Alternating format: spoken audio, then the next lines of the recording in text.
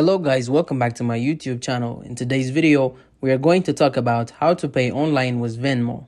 If you don't already have the Venmo app, download the app from your app store. You would simply do a quick research for Venmo and then click install. Once Venmo is downloaded, go ahead and open the app, sign in or create an account. If you don't already have one that's signed in, click the 3-bar menu to the top left, then click settings, click enable web mobile purchases, click next.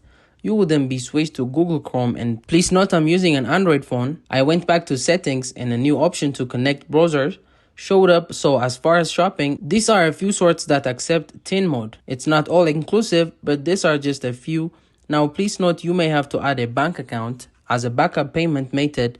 First, if you don't have enough in your Venmo balance to shop after you have added your bank, it will let you know that you have successfully added it.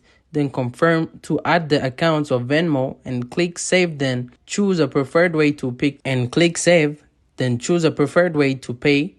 Click save, and this will be your backup payment. Once you are ready to shop, go to the store and your Chrome browser, add the items to your shopping bag. I'm just going to do a search for a braided belt. Select the item you want to click, add to bag, make your selections and then click add to bag again.